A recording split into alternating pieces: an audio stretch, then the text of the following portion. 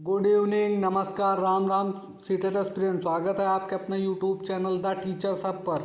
मैं मोहित दीक्षित लेकर आया हूँ सीटेट मैथ्स की सुपर 30 सीरीज, जिसमें हम आपको कराते हैं डेली 30 ऐसे क्वेश्चंस जो आपके पेपर फर्स्ट व सेकंड के लिए बहुत ही महत्वपूर्ण क्वेश्चंस हैं। इन क्वेश्चंस के थ्रू आपको जो है हम कराते हैं पेडागॉजी और कॉन्सेप्चुअल क्वेश्चन साथ में। ये 30 क्वेश्चंस, आज के जो 30 क्वेश्चंस हैं, ये क्वेश्चंस बहुत ही कहें तो मॉडरेट लेवल के क्वेश्चंस हैं। मॉडरेट लेवल के क्वेश्चंस, जब पेपर अच्छा बनता है तो मॉडरेट लेवल का ही पेपर बनता है। मॉडरेट लेवल से मतलब कि पेपर का स्तर थोड़ा बढ़ा दिया जाएगा। तो इन क्वेश्चंस के थ्रू आप बहुत ही अच्छा करने वाले हैं। यकीन रखिए कि आपको जो ये आज का कंटेंट है बहुत ही अच्छा कंटेंट है। कुछ चुनिंदा बुक्स में से ये कंटेंट है। तो शुरू करते हैं आज के इस सेशन को बिना किसी देर के। अगर आपकी स्क्रीन पर देख पा रहे होंगे पहला क्वेश्चन, तो पहला क्वेश्चन है शिक्षण अधिगम पर निम्नलिखित में से किसका प्रभाव होने की संभावनाएं न्यूनतम हैं। बात करें अधिगम की, लर्निंग की, तो लर्निंग पर किस चीज़ का इफेक्ट सबसे कम पड़ने वाला है, इन चार ऑप्शंस में से ये हमें बताना है। ये क्वेश्चन ये पूछ रहा है। तो पहला इसका ऑप्शन है मूल्यांकन के कारण छात्रों के आत्मविश्वास पर प्रभाव पड़ने के तरीकों की जानकारी होना। मूल्यांकन के कारण, मूल्यांकन से बच्चे के आत्मविश्वास पर जो है क्या प्रभाव पड़ा है, इससे हमें जानकारी प्राप्त होती है। जी हाँ, हम बच्चे के रिजल्ट को देखकर, बच्चा अगर रिजल्ट में अच्छा कर रहा है तो फिर उससे क्या होता है, उसका आत्मविश्वास बढ़ता है, इनकरेज होता है। अगर बच्चे का रिजल्ट डाउन जा रहा है तो उससे क्या होता है, बच्चे का जो आत्मविश्वास है वो थोड़ा गिरेगा। इससे क्या होता है, हम उससे पता चला लगा सकते हैं कि बच्चे को हम कैसी लर्निंग देख पा रहे हैं, कैसा बच्चा लर्न कर रहा है हमारा क्लास में। तो ये बात सही है। अगर दूसरी चीज़ देखें तो दूसरा ऑप्शन है कि छात्रों के गलत उत्तरों के पूरे हल देने से। क्या हम किसी बच्चे के, जो छात्र है, जो भी बच्चा है हमारा जो हमसे पढ़ रहा है, उसको क्या करें हम कि उसने जो जो गलत काम करा है उसको क्या करें, उसे हम सही करके लिख दें उसकी कॉपी पे। तो उससे क्या होगा, बच्चे का लर्निंग प्रोसेस है वो अच्छा होगा। इससे तो अच्छा नहीं होने वाला, इससे इंक्रीज नहीं होगा भाई लर्निंग प्रोसेस। तो ये चीज़ जो है अभी तो गलत है। अब आगे ऑप्शन देखते हैं। आगे ऑप्शन है कि प्रतिपुष्टि की गुणवत्ता में वृद्धि। जी हाँ, हम बच्चे को अगर बच्चे को फीडबैक जितना अच्छा देंगे, हमें क्या करना चाहिए, बच्चे को फीडबैक देते रहना चाहिए टाइम टाइम पे। हम ऑन क्लास भी अगर उससे कुछ करा रहे हैं तो उससे क्या होता है, बच्चा उसका जो लर्निंग प्रोसेस है वो बहुत ही अच्छा होता है। बच्चा उससे इनकरेज होता है। हम बच्चे को शाबाशी दे रहे हैं, उसे उसकी कॉपी में गुड लिख दे रहे हैं। इससे क्या होता है कि बच्चा जो है वो इनकरेज होता है। आप अपने बचपन को याद करिए, आप भी जब बचपन में थे, आपके टीचर्स क्या करते थे, आपकी कॉपी में अगर मान लीजिए गुड लिख दिया तो आप फिर घर आके पूरे मम्मी पापा को दिखा रहे हैं कि अरे आज मुझे गुड मिला है स्कूल में। तो ये इससे क्या होता है, बच्चे का जो लर्निंग प्रोसेस है वो बढ़ता है। वो फिर घर जाके भी अच्छे से काम करेगा, अच्छे से पढ़ेगा ना। तो चौथा ऑप्शन देखते हैं। चौथा ऑप्शन क्या है, मूल्यांकन के परिणामों के प्रयोग से शिक्षण में परिवर्तन करना। जी हाँ, अगर बात करें मूल्यांकन के परिणामों से टीचर्स को जो है अपने शिक्षण कौशल पे, अपने टीचिंग मेथड्स पे क्या काम करने का मौका मिलता है। अगर बच्चे का रिजल्ट अच्छा जा रहा है तो टीचर अच्छे टीचिंग स्किल्स हैं उसके, तब तो अच्छा पढ़ा रहा है तो बच्चे का रिजल्ट इनकरेज कर रहा है। अगर मान लीजिए इनकेस बच्चे का रिजल्ट डाउन जा रहा है तो फिर उसमें क्या है, टीचर का भी सहयोग है ना। टीचर ने पढ़ाया उसे तो टीचर की जिम्मेदारी है। उसके टीचिंग एड्स जो हैं, जो उसके टीचिंग मेथड्स हैं वो उतने अच्छे नहीं हैं। तो इससे क्या होता है, अगर हम बच्चे का मूल्यांकन करें तो उससे क्या होता है, हमें ये भी पता चलता जाता है कि हमारा शिक्षण कौशल कैसा है। तो अगर बात करें इस पहले क्वेश्चन के आंसर की, तो पहले क्वेश्चन का आंसर यही होगा, ये दूसरा नंबर, छात्रों के गलत उत्तरों के पूरे हल देना। इससे कोई प्रभाव नहीं पड़ने वाला है बच्चे के लर्निंग प्रोसेस पर। अब अगले क्वेश्चन की तरफ बढ़े तो अगला क्वेश्चन है, रोहित ने अनुभव किया कि वर्ग एक समचतुर्भुज और एक आयत दोनों ही है। रोहित ने क्या अनुभव किया, रोहित ने अनुभव किया कि ये कोई वर्ग है, ये जो है समचतुर्भुज और आयत दोनों की प्रॉपर्टीज रखता है। तो वह वैन हील, यहाँ पे लिख दे रहा हूँ वैन हील के मानस चिंतन के कौन से चरण पर है। अगर बात करें वैन हिल भाई साहब की, तो वैन हिल भाई साहब के 5 चरण हैं चिंतन के ना। इनने थिंकिंग को 5 चरण में बताया है। और इनका जो लॉ है, जो थ्योरी है इनकी, वो ज्यामिति पर है, जियोमेट्री पर आधारित है। तो इनके जो 5 चरण हैं उन पर डिस्कस करते हैं। पहले पर सबसे पहला चरण जो इनके लॉ का है वो क्या है, लेवल 0। लेवल 0 की बात करें तो यहाँ देखो लिखा है रिकग्निशन। रिकग्निशन मतलब पहचान, बच्चे को चीज़ों की पहचान होना लेवल 0 पे आता है। जब बच्चा छोटा होता है तो वो क्या करता है, चीज़ों को पहचानना सीखता है। सबसे पहले लेवल पे वो क्या सीखेगा, बच्चा चीज़ों को पहचानना सीखेगा। फिर उसके बाद आता है लेवल 1। लेवल 1 क्या होता है, अब उसने जो चीज़ें देखी, जिन्हें पहचान पा रहा है, उनके बारे में वो क्या करता है, एनालिसिस। एनालिसिस मतलब उनको बताता है, उनको अपने शब्दों में बताने का प्रयास करता है। मान लीजिए इसे देखा उसने कि ये क्या है, एक वर्ग है, तो उसने वो भले ये ना बता पाए कि ये वर्ग है, आयत है या समचतुर्भुज है, वो भले ये बताए कि ये डब्बा है, मगर क्या करेगा, इस लेवल पे वो इतना बताने के काबिल हो जाएगा, एनालिसिस कर लेगा कि ये एक डब्बा रखा है या एक कोई चाकोर आकार की वस्तु रखी हुई है। अब इसका लेवल 2 क्या होता है, लेवल 2 होता है रिलेशनशिप। रिलेशनशिप आपने भी जो है बहुत अच्छे से महसूस किया होगा इस वर्ड को। आप सब तो मान लीजिए पारंगत ही है इस वर्ड से। अब इस वर्ड का जो यहाँ पे यूज है उसका ये मतलब है कि रिलेशनशिप वो किसी आकृति, ज्योमेट्री से संबंधित है। इसलिए इस वाले जो थ्योरी में उनने क्या बताया कि वो बच्चा क्या है, चीज़ों को रिलेट कर पाएगा एक दूसरे से। मान लीजिए वो बता पाएगा कि ये जो है ये एक चतुर्भुज है, ये क्या है, चतुर्भुज है, तो ये आयत भी है, ये समचतुर्भुज भी है, ये वर्ग भी है। वो ये चीज़ें इसमें रिलेशन बता पाएगा कि ये सारी चीज़ें जो एक तरह दिख रही हैं वो ये बताएगा कि इनमें ये रिलेशन है। फिर अगर बात करें तो इनका तीसरा लेवल है डिडक्शन लेवल। डिडक्शन लेवल की बात करें तो डिडक्शन का मतलब होता है निगमन। निगमन का मतलब ये कि निगमन बच्चा चीज़ों को क्लासीफाई कर पाएगा। इसमें इस लेवल में क्या करेगा बच्चा, आपको चीज़ें अलग अलग करके बिल्कुल बता देगा सही से कि ये जो वर्ग है ये तो जो है आयत की सारी प्रॉपर्टीज़ रखता है, बट जो आयत है, रेक्टेंगल है, वो क्या है, वो पूरी प्रॉपर्टीज़ नहीं रखता है एक स्क्वायर की। ये चीज़ें इस लेवल पे बता देगा। लेवल 4 की बात करें तो लेवल 4 होता है गणितीय दृढ़ता स्तर। मतलब गणितीय दृढ़ता स्तर से मतलब कि जो बच्चा है वो उसके कॉन्सेप्ट इतने क्लियर हो चुके हैं कि वो चीज़ों को अपने वे में बताने शुरू कर देगा। वो चीज़ों के बारे में खुद की जो समझ है उसके अपने विचार प्रकट करना शुरू कर देगा।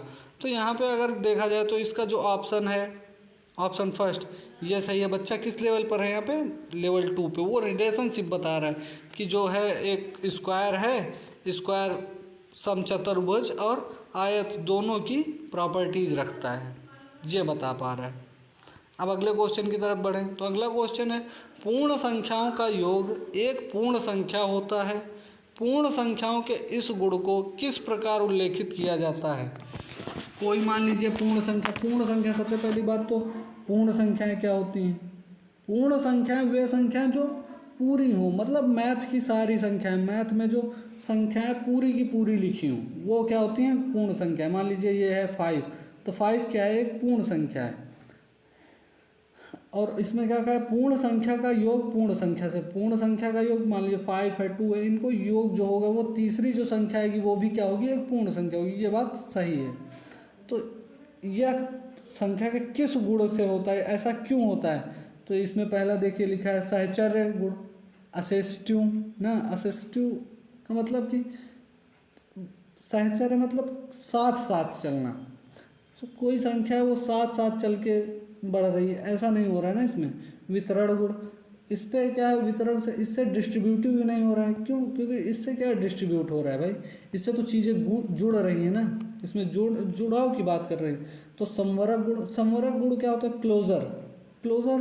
क्लोजर प्रॉपर्टी से क्या होता है, क्लोजर प्रॉपर्टी किसी चीज़ को जोड़ना, किसी चीज़ को संकुचित करना, ये होती है क्लोजर। तो संवरक गुण, ये इसमें क्या हो रहा है, संवरक गुण। ठीक है, तो ये ऑप्शन सही होगा, तीसरा इसका सही होगा। चौथी, अगले क्वेश्चन की तरफ बढ़ते हैं। अगला क्वेश्चन देखें तो अगला क्वेश्चन है गणित के शिक्षण अधिगम के विषय में निम्नलिखित में कौन सा कथन सत्य नहीं है। कौन सा कथन ऐसा है जो गणित के शिक्षण अधिगम के बारे में सत्य नहीं है, ये बताना है। कौन सा ऐसा कथन है इन 4 कथनों में इन 4 स्टेटमेंट में कौन सा ऐसा एक स्टेटमेंट है जिससे क्या होता है कि लर्निंग प्रोसेस, मैथ का लर्निंग प्रोसेस में सही नहीं है। देखिए पहला ऑप्शन है नमूनों के अवलोकन और सामान्यीकरण से प्राथमिक कक्षा के विद्यार्थी में गणितीय ज्ञान का सृजन किया जा सकता है। जी, अगर हम बच्चे को किसी चीज़ को दिखाकर और उसे उनका उन दो वस्तुओं के बारे में सामान्यता उनकी बताकर कि ये चीज़ है, ये इसके समान है, ये इसके समान है, तो उससे क्या होता है बच्चों का जो गणितीय ज्ञान है उसका सृजन होता है।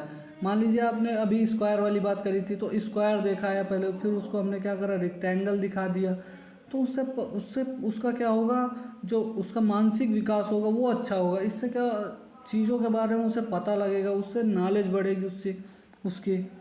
अब अगले ऑप्शन की तरफ बढ़े तो अगला ऑप्शन क्या है, ज्ञान के सृजन में तर्क और वार्ता की एक महत्वपूर्ण भूमिका है। जी हाँ, ये बात भी सही। अगर हम किसी चीज़ को सीख रहे हैं तो उसमें क्या होता है कि हम जितना ज़्यादा तर्क करेंगे या किसी से वार्ता करेंगे, अपने दोस्तों से आप अक्सर करते हैं कि चीज़ें आपने सुनी, उनके बारे में आपको नहीं पता, फिर भी आप क्या करते हैं, वार्ता करते हैं, एक दूसरे से सीखते हैं, तो क्या होता है उससे आपको पता चलता है चीज़ों के बारे में। तर्क मतलब तर्क, आप मान लीजिए जानते हैं किसी बात के बारे में, हैं, सीमा क्यों आई पाकिस्तान से, ये आपको पता है, तो आप फिर अपने सामने वाले से तर्क देने लगते हैं, तो इससे भी क्या होता है आपके ज्ञान में वृद्धि ही होती है। तीसरा ऑप्शन देखें, तीसरा ऑप्शन क्या होता है, गणित अधिगम एक सामाजिक प्रक्रिया है जिसमें संवाद सम्मिलित है। गणित क्या है, एक सामाजिक प्रक्रिया। ये बात सही है कि गणित भी तो समाज का ही हिस्सा है और इसमें संवाद होता है, बिल्कुल होता है संवाद। अगर चौथा ऑप्शन देखें, चौथा ऑप्शन है गणितीय ज्ञान की रचना में संस्कृति और संदर्भों की कोई भूमिका नहीं। क्यों जी, हम मान लीजिए इंडियन लोग हैं, भारत के लोग क्या करते हैं, हम लोग 1 2 में पढ़ते हैं ना, 1 2 3 ऐसे गिनतियों को पढ़ते हैं। अब वेस्टर्न अगर बात करें वेस्टर्न लोग की, तो जो वेस्टर्न लोग हैं वो क्या करते हैं, वेस्टर्न पीपल वो 1 2 3 ऐसे काउंटिंग्स को पढ़ते हैं। तो इससे क्या होता है, संस्कृति का प्रभाव तो पड़ता ही पड़ता है ना। बच्चा जिस इन्वायरमेंट में रहेगा उससे कुछ ना कुछ तो सीखेगा ही सीखेगा। तो यहाँ पे जो कहा गया सत्य नहीं है, तो ये चीज़ सत्य नहीं है कि संदर्भों की नहीं पड़ती है, इनने का कोई भूमिका नहीं होती, तो भूमिका होती है, संस्कृत की भूमिका हर जगह होती है ना। अब अगले क्वेश्चन की तरफ बढ़ें तो अगला क्वेश्चन है, प्राथमिक स्तर पर संख्याओं को पढ़ने के लिए निम्नलिखित में से कौन से कथन सत्य हैं। प्राथमिक स्तर पर जो संख्याएं हैं उनको पढ़ाने के लिए कौन सा कथन सत्य है। कौन से कथन मतलब इसमें 1 या 2 कथन सत्य होंगे ना। तो देखते हैं, संख्याओं की अंतर्दर्शी समझ को प्रोत्साहित किया जाना चाहिए। अंतर्दर्शी समझ मतलब संख्याओं के रिलेशन के बारे में बताना चाहिए कि जो 1 है इसका 2 के साथ क्या रिलेशन है, 2 के साथ मतलब 1 + 1 मिलके 2 हो सकता है, ऐसे उसे समझ होनी चाहिए। ये प्राथमिक स्तर की बात पे बात करें आगे तो अगला ऑप्शन है, संख्याओं को लिखना अनुक्रम में पढ़ना चाहिए। ऐसा ज़रूरी नहीं है कि प्राथमिक स्तर पे बच्चा है तो उसे जो है कि जिस अनुक्रम में लिखा है 1 2 उसी अनुक्रम में पढ़ाया जाए। भाई जब बच्चा बड़ा होगा 2 या 3 क्लास में आएगा, तीसरी क्लास में बच्चा है मान लीजिए, तो उसे क्या 1 2 के सीक्वेंस में आप उससे जो है गिनतियाँ अलग करके नहीं पढ़ा सकते हैं, सेंडिंग डिसेंडिंग ऑर्डर में नहीं बता सकते हैं, वो तो बता ही सकते हैं ना। तो ये चीज़ यहाँ पे गलत है। अगले ऑप्शन को देखें तो अगला ऑप्शन है, गणना से पहले संख्याओं को संख्या के रूप में लिखना सिखाना चाहिए। गणना से पहले बच्चे को अगर हम किसी चीज़ की गणना सिखा रहे हैं, मान लीजिए हम उसको एडिशन सिखा रहे हैं, तो क्या उसे लिखना नहीं आ रहा है तब सिखा रहे हैं हम एडिशन, ऐसा तो है नहीं। अगर हम किसी को एडिशन सिखा रहे हैं, सब्ट्रैक्शन सिखा रहे हैं, या मल्टीप्लेक्शन सिखा रहे हैं, या डिवीजन सिखा रहे हैं, तो उसके पहले उसको क्या है, संख्याओं के बारे में पता है, उसे नंबर्स के बारे में पता है, तब तो हम सिखा पा रहे हैं भाई, उसे काउंटिंग्स आती हैं। अगर हम बात तो ये भी गलत है। अगर हम बात करें चौथी की, तो चौथा ऑप्शन है कि संख्याओं में अनुक्रम असंगति को प्रोत्साहित करना चाहिए। ये बात सही है कि बच्चा जो प्राथमिक स्तर पर है उसमें क्या करना चाहिए कि हम बच्चे को पहले तो हमने उसकी समझ विकसित कर दी, उसे बता दिया कि 1 2 3 एक रो में होते हैं, पर जब बच्चा बड़ा हो रहा है तो हमें उसे असेंडिंग ऑर्डर, डिसेंडिंग ऑर्डर, ये सारा कुछ भी तो बताना है उनको। बताना भी तो है कि ये जो है, ऐसा ज़रूरी थोड़ी ना है कि भाई वो हमेशा यही सीखेगा कि 1 के बाद 2, 2 के बाद 3 यही सीखता रहेगा। उसके आगे भी तो बढ़ेगा, असेंडिंग ऑर्डर, डिसेंडिंग ऑर्डर पढ़ेगा। फिर वो पढ़ेगा सम संख्या, विषम संख्या, इन सब चीज़ों की जानकारी भी तो उसे देनी है। तो अनुक्रम में असंगति को प्रोत्साहित करना चाहिए, मतलब उसे क्रम से आने वाली संख्याओं में भी बताना चाहिए कि ये संख्याएं अगर क्रम से नहीं आएंगी तब भी उसे पता होना चाहिए कि ये संख्या क्रम से नहीं आ रही। उसे उल्टी गिनती पढ़वाते हैं, हम करते हैं ऐसा ना। आप जब गए होंगे मान लीजिए टीचिंग ट्रेनिंग पर, तो जब आप इंटर्नशिप के लिए गए होंगे तो आपने भी ऐसा किया होगा कि जो कक्षा 3-4 के बच्चे होंगे उनसे उल्टी गिनती लिखवाई होगी, या उन्हें जोड़ घटाने दिए होंगे, या उन्हें सेंडिंग ऑर्डर, डिसेंडिंग ऑर्डर में करने को कहा होगा, उन्हें सम विषम के बारे में बताया होगा। तो इससे क्या होता है, चीज़ों को प्रोत्साहन मिलता है और इससे बच्चे की जो लर्निंग प्रोसेस है वो अच्छा चलता है। तो ये चौथा ऑप्शन भी सही है। इसमें ऑप्शन 1 और ऑप्शन 2 सही है ना, बट क्या है यहाँ पे ऑप्शन लिखना भूल गया है, तो ऑप्शन नहीं लिखे हैं आप, को ABC करके दिया होगा, उससे पता चल जाता है। यहाँ पे ऑप्शन 1 और ऑप्शन 2 सही थे, ये ऑप्शन 4 सही था। अब अगले क्वेश्चन की तरफ बढ़े तो अगला क्वेश्चन है, प्राथमिक स्तर पर गणित पढ़ाने के लिए निम्नलिखित में से कौन सा पहलू अत्यंत महत्वपूर्ण है।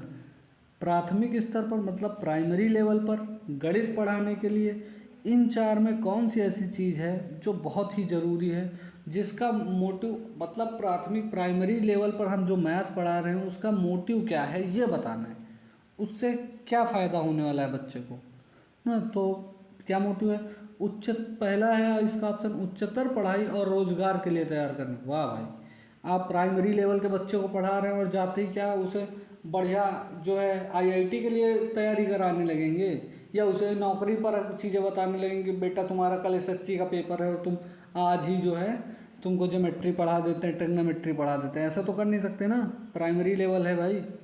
तो ये चीज़ गलत है। प्रौद्योगिकी के लिए प्रोत्साहित और तैयार करना, प्रौद्योगिकी मतलब वही बताया, तो IIT के लिए क्या तैयार कर पाएंगे हम बच्चों को, प्राइमरी लेवल पे तो थोड़ी ना ऐसे तैयार करेंगे। गणित को बच्चे के जीवन के अनुभव का भाग बनाना, ये बात सही है। अगर हम बच्चे को गणित के जीवन का अनुभव का भाग बना देंगे, लाइफ रिलेटेड, हमेशा देखिए सीटेट में अगर कोई कहीं भी ऑप्शन आपको दिख जाता है जहाँ बच्चे की ज़िंदगी से चीज़ों को जोड़ा जा रहा हो, जहाँ लाइफ से रिलेशन दिखाया जा रहा हो, वहाँ पे क्या होगा, वो ऑप्शन सही होगा। ये बातें आप सुनिए, क्योंकि यही बातें पेपर में आपको पास करने वाली हैं।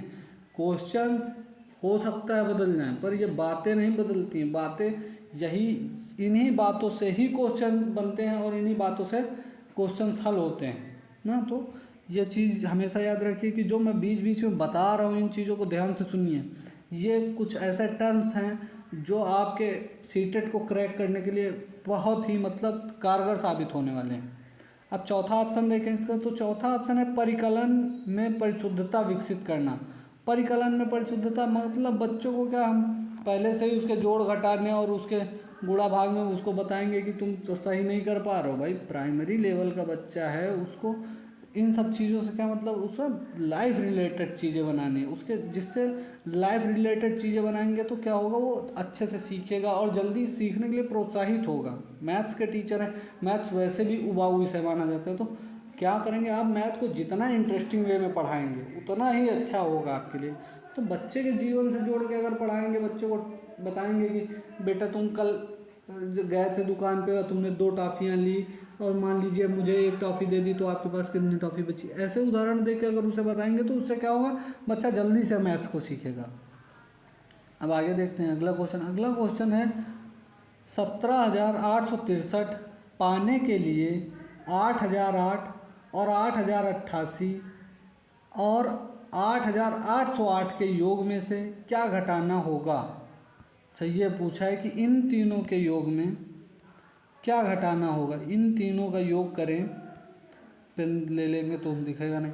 इन तीनों के योग में जो है क्या घटाएं कि यह मिल जाए, तो इन तीनों को जोड़ दें और इसे घटा दें तो पता चल जाएगा कि क्या घटाएं जिससे यह संख्या प्राप्त होने वाली है। तो देखते हैं हम, 8,008, 8,088 8,808, इन तीनों को जोड़ दें तो ये 8 त्रू के 24, दो हासिल गया तो 8 2 10, 1 9, फिर 8 त्रू के 24 24। अब ये देखिए 24,904, 24,904 में अगर हम घटाएं कितना 17,863, अगर हम घटा दें तो क्या बचेगा 17,863, ये घटा दें तो 4 में 3 गया, 1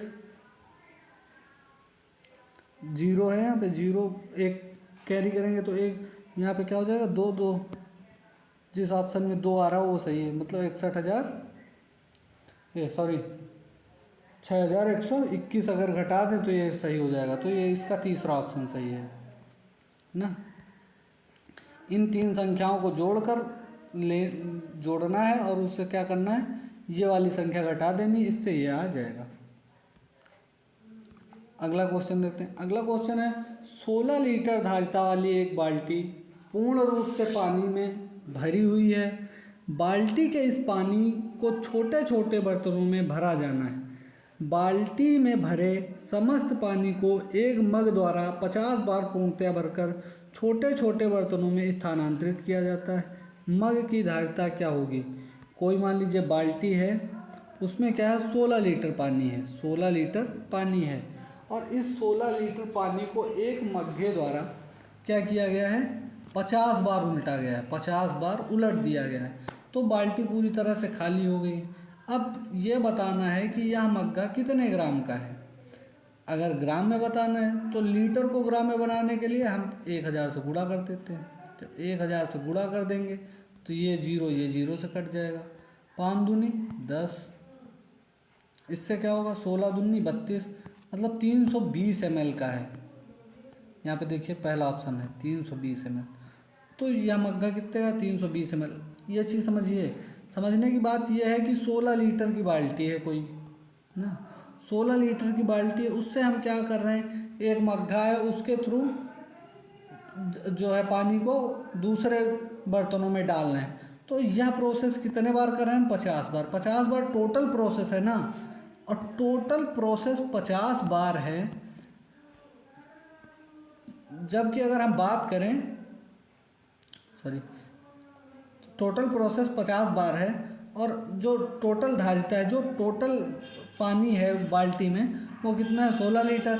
अगर 16 लीटर पानी है बाल्टी में, उसे 50 से भाग कर दें 16 लीटर को पहले ग्राम में बना ले, क्योंकि जग इतना बड़ा तो होगा नहीं कि भाई 10-12 लीटर का जग हो, उसने अगर 10-12 लीटर का जग होगा या 2-4 लीटर का जग होगा तो आप ऐसे ही सोच सकते हैं कि वो जो है 50 बार तो नहीं लेगा दूसरे बर्तनों में बढ़ने के लिए।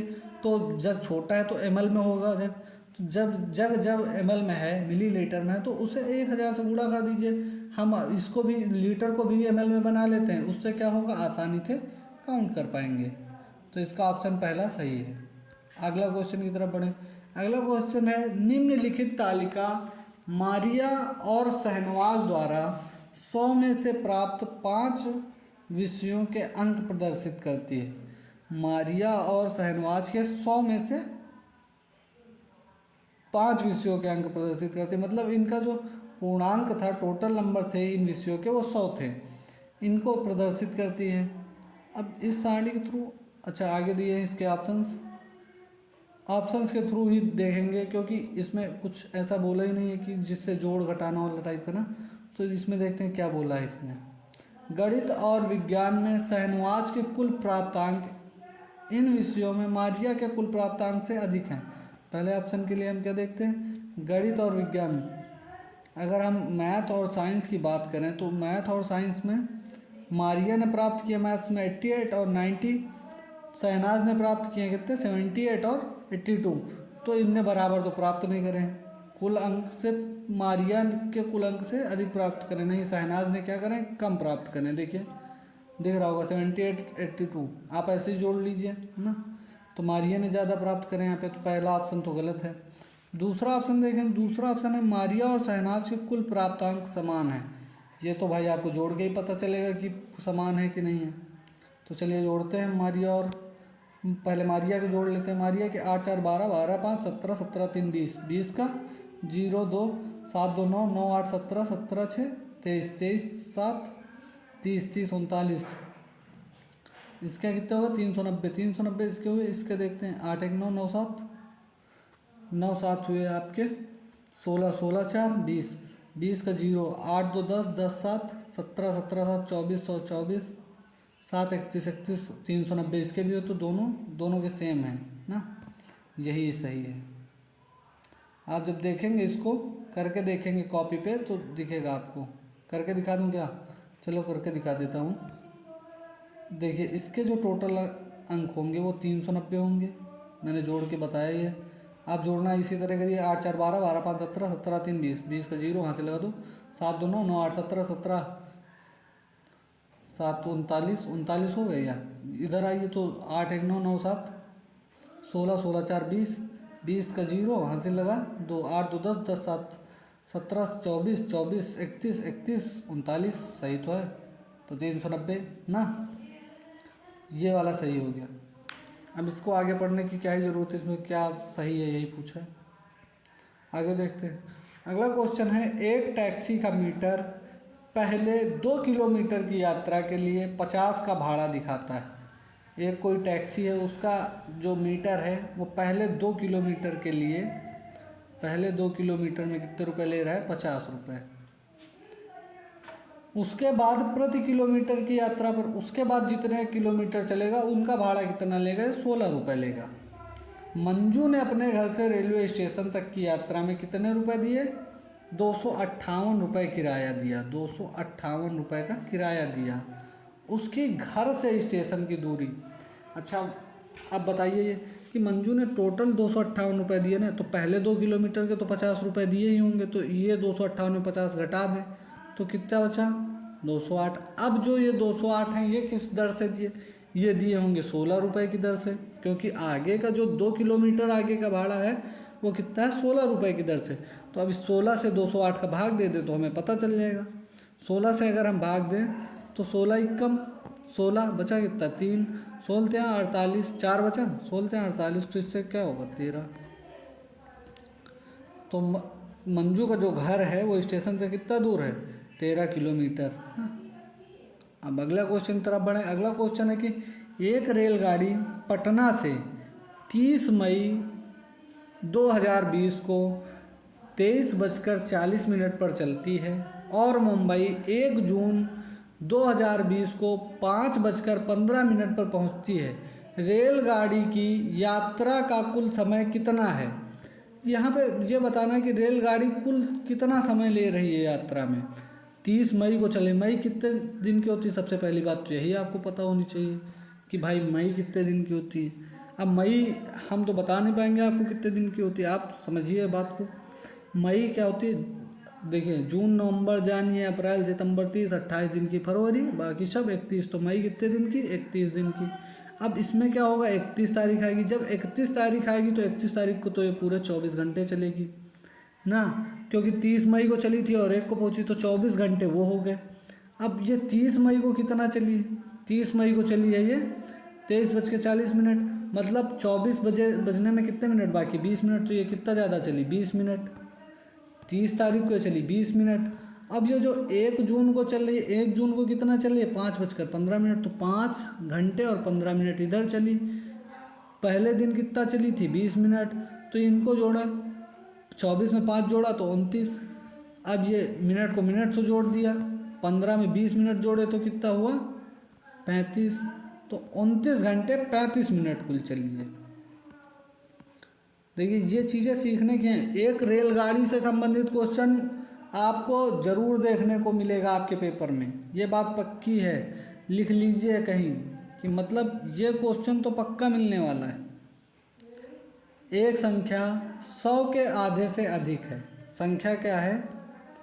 100 के आधे से अधिक है। 100 के आधे से क्या है? संख्या अधिक है। कोई भी संख्या मान लीजिए x है। वह दहाई के अंक, क्या कह रहे हैं? यह 6 दहाई से अधिक है। मतलब इसका जो दहाई का अंक है वो 6 से अधिक है और 8 दहाई से कम है। मतलब इसका जो दहाई का अंक है इस संख्या का, जो संख्या बहुत बताई है इसने x जो हमने मानी है, इसका क्या है मान लीजिए जो दहाई का अंक है वो 6 से 8 के बीच में है। या तो 6 हो सकता है या तो 7 हो सकता है। 8 से कम है ना, इसने कहा है 8 से कम है, मतलब 6 और 7 में होगा। इसके अंकों का योग 9 होगा। इसके अंकों का योग क्या है 9। तो संख्या में या तो 7 आएगी या 6 आएगी ना। तो इसके अंकों का योग क्या होगा 9 होगा। ये जो संख्या होगी, जो दो अंकों की संख्या होगी उसके अंकों का योग 9 होना चाहिए, ऐसी संख्या है। इसका दहाई का अंक, जो ये तीसरी प्रॉपर्टी है, ये क्या कह रही है, इसका दहाई का अंक इकाई के अंक का 2 गुना है। तो इसका जो दहाई का अंक है वो इकाई के अंक का 2 गुना। इकाई का अंक का 2 गुना मतलब 7 किसी का 2 गुना हो सकता है क्या? 7 किसी का 2 गुना है नहीं, है ना। तो फिर 6 किसका 2 गुना है? 3 का। तो वह संख्या कौन सी होगी? 63। ये तीनों प्रॉपर्टीज पूरी करें। ये देखिए 100 के आधे से ज़्यादा भी है। इसके दोनों अंकों का योग 9 भी हो रहा है। ये अगले क्वेश्चन को हम अपने अगला क्वेश्चन है कि एक वर्ग के रूप में तार 144 सेंटीमीटर स्क्वायर का क्षेत्रफल घेरती है। यदि तार को एक आयत के रूप में मोड़ा जाए जिसकी लंबाई 16 सेंटीमीटर है तो कितना क्षेत्रफल घेरेगी? मतलब एक कोई तार है, उसे पहले क्या करा गया, एक स्क्वायर की तरह लगाया गया, मतलब एक वर्ग की तरह लगाया गया है। तो उसका जो क्षेत्रफल है वो कितना है? उसका एरिया है 144 सेंटीमीटर। एक वर्ग है ये, इसको क्या किया गया, पहले एक तार को स्क्वायर की तरह लगाया गया, तो इसका क्षेत्रफल कितना है? 144 सेंटीमीटर ना। अब क्या कह रहा है? अब कह रहा है कि इसे जो है हटाकर एक 16 सेंटीमीटर वाले आयताकार क्षेत्रफल में घेरा जाएगा। तो अब वर्ग का क्षेत्रफल क्या होता है? वर्ग का क्षेत्रफल, यहाँ से इसकी पहले भुजा निकाल लेते हैं वर्ग की। तो वर्ग की भुजा निकालेंगे तो हमें वर्ग का परिमाप पता चल जाएगा। वर्ग का परिमाप जो होगा वही आयत का परिमाप होगा, क्योंकि तार तो वही है। तार का परिमाप थोड़ी ना बदल जाएगा। परिमाप मतलब ये परिधि ना, तो परिधि थोड़ी ना बदल जाएगी। तार तो इतना ही होगा जितना ये वर्ग है, ये भी उतना ही होगा ना। तो अब देखते हैं इसके वर्ग का जो क्षेत्रफल की बात करें तो 144 क्या होता है वर्ग का क्षेत्रफल? ए स्क्वायर 144 के बराबर। तो ए बराबर कितना आएगा? 12, क्योंकि ये देखिए 144 जो है ये 12 का स्क्वायर होता है। कुछ तो स्क्वायर तो आपको याद ही होने चाहिए। अगर ऐसा नहीं है तो आप प्लीज़ कुछ नहीं तो 15 तक स्क्वायर और 15 तक कम से कम क्यूब्स याद कर लीजिएगा। इससे आपको सीटेट में बहुत आसानी होगी। सीटेट हो या कोई भी एग्ज़ाम हो, इससे आपको आसानी ही होने वाली है। अब हम बात करें अगर स्क्वायर के परिमाप की या वर्ग के परिमाप की, तो वर्ग का परिमाप क्या होता है? वर्ग के परिमाप का सूत्र होता है 4 इंटू भुजा 4 इंटू ए। तो इसका 4 इंटू ए 12 करें तो कितना परिमाप आएगा? 48। अब ये जो 48 आया 48 सेंटीमीटर, ये क्या है? ये आयत का भी तो है परिमाप। अब दोनों के परिमाप अगर बराबर हैं, दोनों के परिमाप क्या हैं? बराबर हैं। तो इससे क्या होगा? अब आयत की एक भुजा पता ही हमें 16 सेंटीमीटर। हम आयत के परिमाप की बात करें, आयत का परिमाप क्या होता है? आयत का परिमाप और वर्ग का परिमाप दोनों बराबर हो गए। आयत वर्ग का परिमाप बराबर कर दिया यहाँ पे। तो आयत का परिमाप होता है 2 ब्रैकेट में लंबाई L धन B, लंबाई धन चौड़ाई। 2 ब्रैकेट में लंबाई धन चौड़ाई मतलब x मान लेते हैं दूसरी भुजा को, चौड़ाई को, और इसे 16 है ही, दिया ही है 16 सेंटीमीटर लंबी है। तो जो अब 48 हमने निकाला है, जो 48 हमने निकाला है वो क्या करेगा? 48 लिख देते हैं। अब यहाँ पे देखिए तो 2x प्लस 32 बराबर 48। यहाँ से क्या आएगा? 2x बराबर 32 को 48 में घटाएंगे तो कितना? 16। x बराबर कितना आ जाएगा? 8। तो आयत की चौड़ाई कितनी आई? आयत की चौड़ाई आई 8 सेंटीमीटर। अब आयत की चौड़ाई हुई 8 सेंटीमीटर। तो आयत का क्या कह रहे हैं? क्षेत्रफल। आयत का क्षेत्रफल का सूत्र क्या होता है? आयत का क्षेत्रफल होता है लंबाई इंटू चौड़ाई। तो 16 इंटू 8, 16 का 8 से पहाड़ा पढ़ो भैया, 16 अट्ठम 128। पहाड़े तो आने ही चाहिए, टेबल्स बहुत ज़रूरी हैं, तो ये इसका पहला ऑप्शन सही होगा ना। अब हम बढ़ते हैं अपने अगले क्वेश्चन की तरफ। अगला क्वेश्चन है कि पाठ्यक्रम के संबंध में शुद्ध कथन को पहचानिए। मतलब गणित के पाठ्यक्रम के संबंध में कौन सा कथन सही है ये पहचानना है। समझ को बेहतर करने के लिए ऋणात्मक संख्याओं की संकल्पनाओं का परिचय प्राथमिक स्तर पर देना चाहिए। एनसीएफ पाठ्यक्रम के बारे में कौन डिक्लेयर करता है? एनसीएफ ने बताया। तो एनसीएफ 2005 के हिसाब से अगर देखें या अभी जो एनसीएफ 2022 आया उसके हिसाब से देखें तो समझ को बेहतर करने के लिए ऋणात्मक संख्याओं की संकल्पनाओं का परिचय प्राथमिक स्तर पर देना चाहिए। क्या हम प्राथमिक स्तर पर बच्चों को ऋणात्मक संख्या रेखा पर बताते हैं चीज़ें कि इधर जाने पर माइनस होगा? नहीं बताते ना, तो ये गलत है। दूसरा देखें, क्षेत्रफल मापन की संकल्पना का परिचय केवल उच्च प्राथमिक स्तर पर देना चाहिए, ऐसा नहीं है। हम बच्चे को जो है क्लास 4th 5th में क्या करते हैं, देने लगते हैं, तो ये बात भी गलत हो गई। तीसरा है, बीज गणितीय विचारों के नींव प्राथमिक स्तर पर डाली जा सकती है। जी हाँ, हम बताने लगते हैं बच्चे को कि वेरिएबल्स क्या है। जब बच्चा क्लास 4 या 5 में पहुंचता है तभी से सीख के आता है। मतलब 6 तक आते आते बच्चा यह तो सीख जाता है कि एक्स नाम की कोई चिड़िया है जो मैथ में मानी जाती है, जो हर कहीं काम करने लगती है, तो इतना तो सीख के आता ही है प्राथमिक स्तर से। अगर आगे की बात करें तो भिन्न की संकल्पनाओं का परिचय केवल ऐसा नहीं है, कक्षा 3 में ही हम देने लगते हैं। भिन्न के बारे में हम कक्षा 3 में ही बताने लगते हैं। आप भी गए होंगे अगर मान लीजिए इंटर्नशिप पे, तो आपने करा होगा ऐसा कि भिन्न की संकल्पना के बारे में बताया होगा। तो यहाँ पे जो इसका सही है एनसीएफ के हिसाब से वो तीसरा सही। देखिए पाठ्यक्रम के बारे में एनसीएफ बहुत अच्छे से बताया है एनसीएफ ने, तो वो वही चीज़ें हमारे पाठ्यक्रम में। आप मान लीजिए एनसीएफ नहीं पता है आपको, एनसीएफ के बारे में आपने नहीं पढ़ा है, पूरा एनसीएफ पढ़ने की ज़रूरत भी नहीं है, तब भी ये चीज़ें प्रैक्टिकली आपने जो जब आप गए थे इंटर्नशिप पे जैसा आपने फील करा था वहाँ पे, वो चीज़ें भी आप ध्यान में रखिए कि आपने वहाँ क्या पढ़ाया, कैसे पढ़ाया, उससे भी क्वेश्चंस बहुत अच्छे से हल होने वाले हैं। आगे देखते हैं अगली बात। अगला क्वेश्चन अगर देखें तो अगला क्वेश्चन है, बच्चों को भिन्न की संकल्पना पढ़ाने के लिए निम्नलिखित में से क्या अत्यंत उपयुक्त है?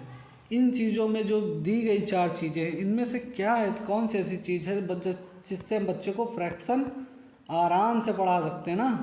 फ्रैक्शन के बारे में पढ़ाना है भाई। संख्या चार्ट, क्या संख्या चार्ट के थ्रू आप बच्चों को पढ़ा सकते हैं? मान लीजिए आपकी क्लास में कोई संख्या चार्ट टंगा है, इसमें क्या आप 1 2 3 ही पढ़ा सकते हैं? इससे आप फ्रैक्शन थोड़ी ना बता देंगे कि आप उसको डिवाइड करके बता देंगे कि बच्चों को, नहीं बच्चा ये 1 लिखा है, इसका डिवाइड करेंगे यहाँ पे तो 1/2 के फॉर्म में टूट जाएगा। ऐसा तो है नहीं, ऐसा नहीं बता सकते। क्विजनेयर क्षण आती है, उससे क्या होता है, उससे उसमें पॉइंट्स में दिया होता है चीज़ें, पॉइंट्स में विभक्त होती चीज़ें कि मतलब पहले आधा है, फिर 1 है, फिर इसके आगे है 1.5 है। इस तरह क्विजनेयर में जो चीज़ें होती हैं वो दिखाई देती हैं, वो सांचे बने होते हैं, मतलब उन पर वो होता है चीज़ें। गिनतारा आपको हमने उस दिन दिखाया था कि गिनतारा कोई ऐसी एक स्लेट होती है। आप बड़े अच्छे बच्चे मान लीजिए, आप लोगों ने नहीं देखा होगा, हम लोगों ने देखा है गिनतारा। तो गिनतारा मोतियाँ होती है, तो मोतियों के थ्रू हम बच्चे को कैसे उसको आधा और पौना और ये समझा सकते हैं कि ये वो इसका 1/3 है, ये इसका 3/4 है। ऐसा तो समझा नहीं सकते ना, गिनतारा के थ्रू भी नहीं समझा सकते। जियो बोर्ड एक ऐसी चीज़ होती है जिससे दृष्टिबाधित बच्चों को हम आसानी से आकृतियों के बारे में आसानी से बता सकते हैं, ये होता है जियो बोर्ड में। तो इसका जो सही ऑप्शन है वो दूसरा ऑप्शन सही है। आगे बढ़ते हैं, अगला क्वेश्चन देखते हैं। अगला क्वेश्चन है, गणित के शिक्षण अधिगम संदर्भ में निम्नलिखित में से कौन सी प्रक्रिया वांछनीय है? गणित के शिक्षण अधिगम संदर्भ में निम्नलिखित में कौन सी प्रक्रिया वांछनीय है? वांछनीय का मतलब कौन सी प्रक्रिया गणित के शिक्षण में जरूरी है ना। तो आपने कभी सुना होगा ये टर्म कि वांछनीय सूचनाएं सरकार को प्रदान की गई। मतलब वांछनीय का मतलब जो जरूरी है, मैंडेटरी है, वो चीज़ें बताई गई। तो पहली चीज़ क्या है, खाली पुस्तक परीक्षा से बचना चाहिए। जी हाँ, बच्चों को केवल पढ़ूपस थोड़ी ना बनाना है, केवल पुस्तकी कीड़ा बना के रख देना, उसे किताबी कीड़ा थोड़ी ना बनाना है। हमारी शिक्षा का ये उद्देश्य ही नहीं है। तो पहला ऑप्शन भी गलत है, पहला ऑप्शन गलत है इसका। दूसरा ऑप्शन देखें तो दूसरा ऑप्शन है विद्यार्थियों को बताना चाहिए कि प्रश्नों को हल करने के लिए निर्धारित कदमों का अनुकरण करें। बच्चों को क्या ये बताना चाहिए कि जो मैंने बताया बस आप उसी के थ्रू सीखें, ऐसा भी नहीं कर सकते हम। बच्चे पे कोई प्रेशराइज थोड़ी ना कर सकते हैं। अगर भाई ऐसा ही होता तो कैसे न्यूटन और आइंस्टीन बन जाते हैं लोग, हैं? ऐसा थोड़ी ना कि बच्चों को हम अपने ही विधा में डालते चले जाएंगे। एक ही लकीर है, वो एक हरिशंकर प्रसाद जी का है कि लीक से हटकर, एक निबंध है, बहुत अच्छा निबंध है। उसमें उन्होंने कहा कि मतलब आदमी जो है वो एक ही लीक में चला जा रहा है, एक ही पंक्ति में भागा चला जा रहा है। तो ऐसा नहीं है, जो हटकर करेगा वो कुछ ज़रूर करेगा, कामयाब हो ना हो मगर वो नई चीज़ों को डेवलप कर लेगा। ये है, वो अब आगे के बच्चों को राह दिखा देगा, वो आगे की चीज़ों को बता देगा। तो ये नहीं है, अनुकरण के द्वारा सीखा जा सकता है, पर थोपना ज़बरदस्ती बहुत गलत है। अगला ऑप्शन देखें, अगला ऑप्शन है भ्रांति को रोकने के लिए उत्तर वाले प्रश्नों से बचाना चाहिए। ऐसा नहीं कि बच्चे को अगर भ्रांति बतानी है, मतलब उसे ये थोड़ी ना कह सकते हैं कि उसे एक्सेप्शंस के बारे में ना बताएं। हम मैथ पढ़ा रहे हैं, उसे एक्सेप्शंस के बारे में ना बताएं, या उसे ऐसा ना बताएं कि जिसकी 2-3 प्रॉपर्टीज हों या उसे ज़्यादा उत्तर आ सकते हों। ऐसा तो हो नहीं सकता कि बच्चों को हम ये सिखाएं ना, बच्चों को सिखाना पड़ेगा, हमारा दायित्व है भाई बच्चों को सिखाना। और अगला ऑप्शन देखें, अगला ऑप्शन है संकल्पना की अंतर्दर्शी समझ को प्रोत्साहित करना। जी हाँ, अगर हम बच्चे को संकल्पना, मतलब बच्चा जो पढ़ रहा है, जो हमारी पाठ्यक्रम है, जो हमारा कैरिकुलम है, उसके अनुरूप बच्चा उसमें अपनी अंतर्दर्शी समझ, मतलब अपनी खुद की समझ क्या विकसित करता है, इससे जो है बच्चे को गणित का जो शिक्षण है उसमें सुधार होने वाला है। तो बस आज के सेशन में इतना ही। अगर आपको यह सेशन पसंद आया हो तो कमेंट करके ज़रूर बताइएगा, लाइक करिएगा वीडियो को और मेरे चैनल को सब्सक्राइब करिए। हो सके तो आप अपने साथियों को शेयर करते रहिए, जिससे कि वीडियो अगर आपको अच्छा लग रहा है तो आपके मतलब साथियों तक भी यह अच्छा कंटेंट पहुँचे। यह मेरी जिम्मेदारी या आपकी भी नैतिक जिम्मेदारी है कि बच्चे का दूसरों का भी भला सोचें। तो इन्हीं शब्दों के साथ मैं आपसे विदा लेता हूँ। आज के लिए इतना ही। नमस्कार, राम राम, शुभ रात्रि।